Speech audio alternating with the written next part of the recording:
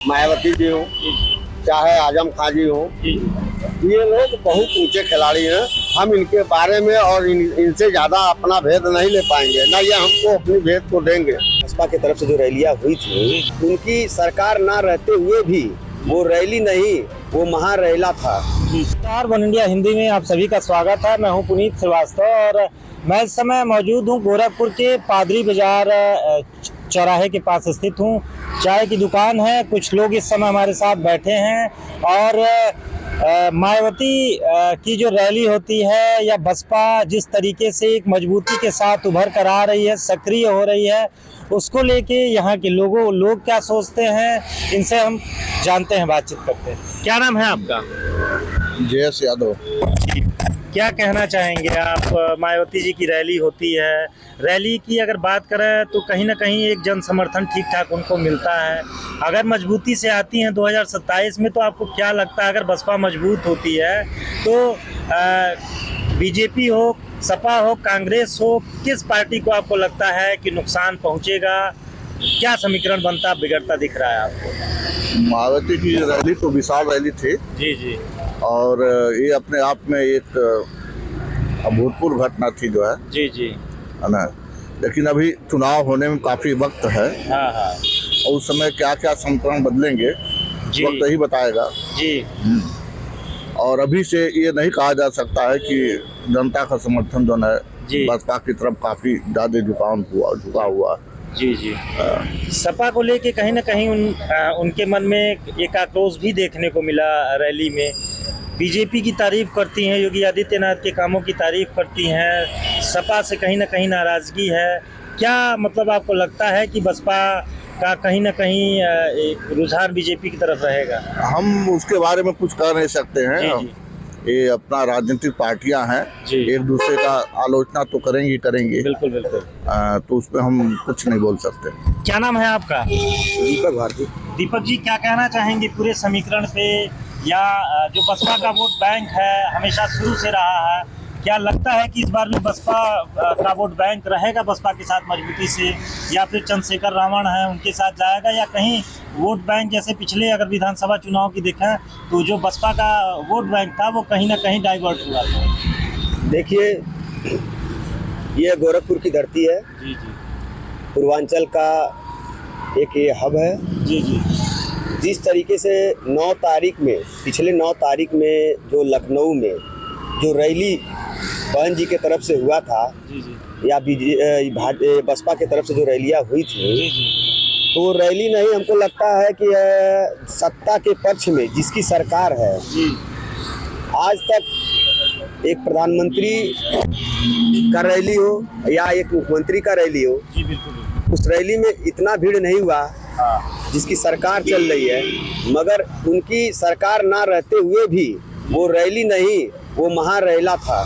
जी जी और इस तरीके से हमको लगता है कि बहन जी के शासनकाल में गुंडे मवाली तो एकदम गायब ही हो जाते हैं। जी जी हमारे पूजनीय महाराज जी के गोरखपुर का ये क्षेत्र है और यहाँ पे हमको लगता है महाराज जी जब सांसद रहा करते थे तो उस समय यहाँ गुंडा माफिया मवालियों को भी भय रहता था कि महाराज जी अगर एक्शन में आ जाएंगे तो हम लोग की मिट्टी पलित हो जाएगी।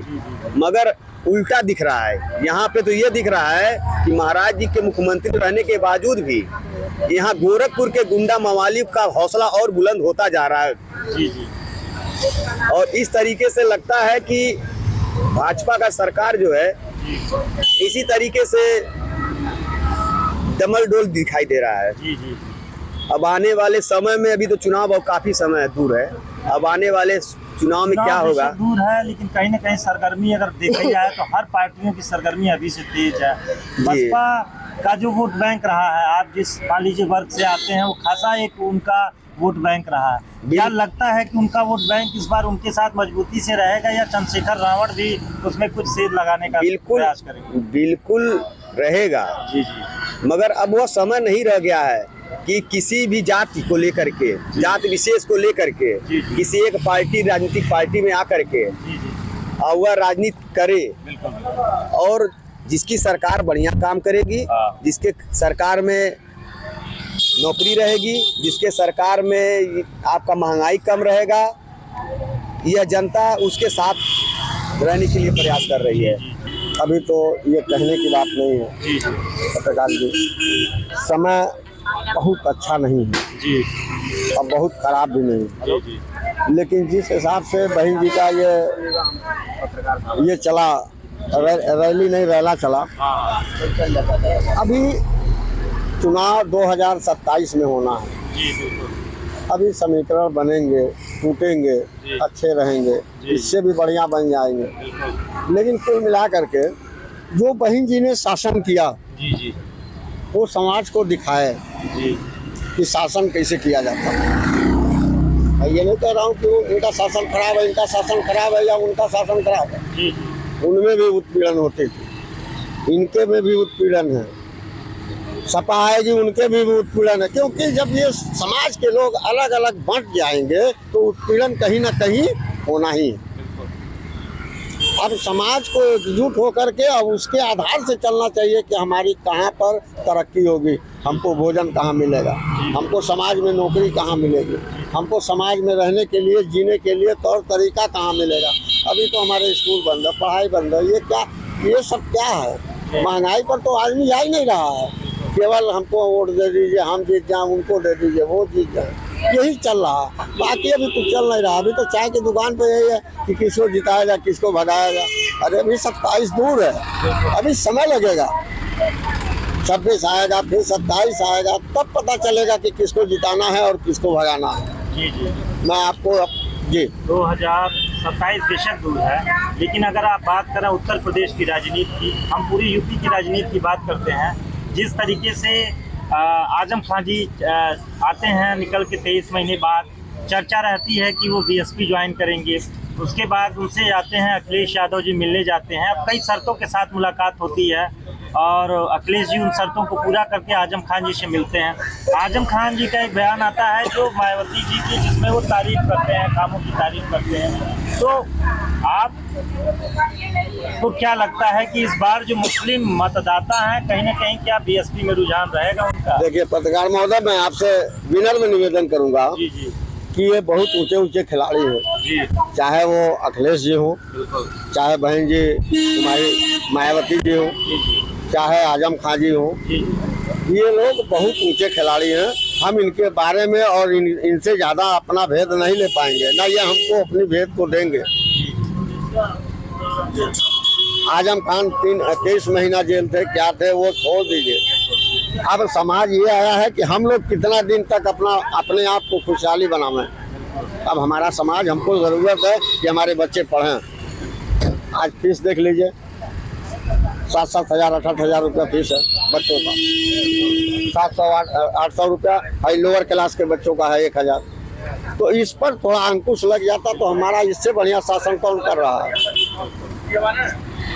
अगर बच्चों के फीस पर अगर महाराज जी थोड़ा सा ध्यान दे रहे हैं तो शायद हम जानते हैं कि इनसे बढ़िया कोई शासन चला नहीं रहा। ना तो कोई गुंडा है, ना कोई मवाली है, सारे लोग अपना खुशहाल हैं।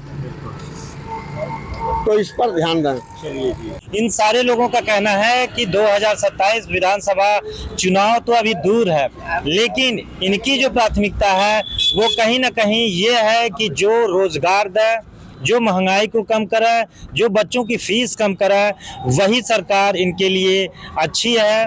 और बाकी ये अभी जातिगत, कहीं से जातिगत राजनीति या जाति के आधार पे जो राजनीति है उसके समर्थन उनके मूड में ये नहीं दिख रहे हैं। हाँ, ये अलग बात है कि मायावती जी को लेके इनका कहना है कि जो रैली है वो कहीं ना कहीं वो मजबूती से उभर के आ रही हैं, लेकिन 2027 अभी दूर है। अन्य खबरों के लिए आप देखते रहें one India Hindi. Subscribe to One India and never miss an update. Download the One India app now.